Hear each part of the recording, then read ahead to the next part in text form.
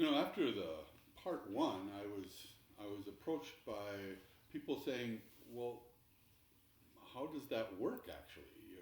You really didn't explain how the program began and what it is that you do that's truly unique." So I thought I would start with, okay, in 1993, I worked for FEMA as the lead therapist in that area. And after a year, a farm business management instructor called and said, "Do you work with farmers?" And I said, "Well, we work with everybody." And so I then looked at my books, and in 1 year, not one farmer ever called. So it became pretty apparent to me that farmers don't call psychologists. So we started looking at, well, how can we approach them so they're comfortable doing that? And what I learned is the first thing that I needed to do to really make this program work is to work with farm business management instructors and extension and ag lenders and farm and just a plethora of people that work with farmers.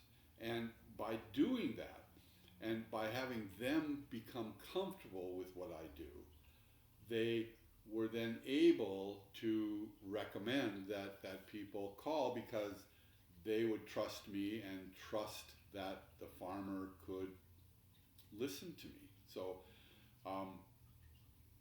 my job, as I saw it, was to just be a part of their circle, a part of the whole, as far as what people do with farms.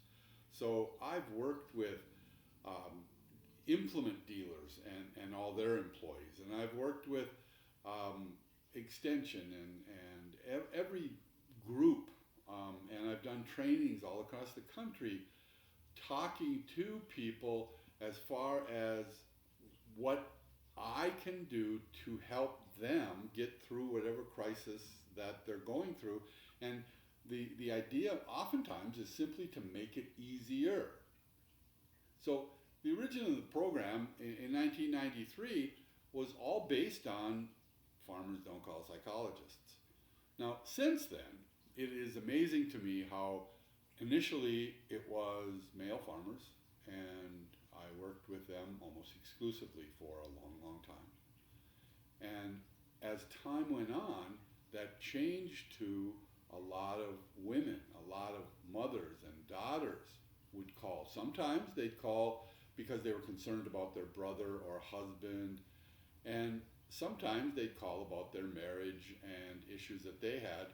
But progressively, it became as many, or if not more, women that are involved with the program because they would see the value in it, and they became comfortable doing that. Now, one of the biggest things that I constantly focus on is just the idea of that comfort level. I answer my phone. People are shocked by the fact that I answer my phone. I don't have someone answer the phone for me. I don't have an answering machine that's constantly on and people can't get a hold of me. If I can't answer my phone, I call back if you ask that I call back. And it's a pretty hands-on program.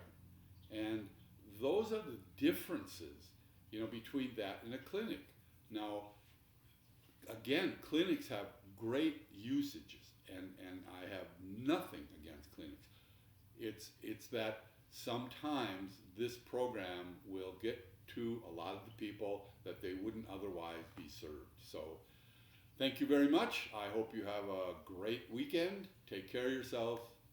Signing off, Ted.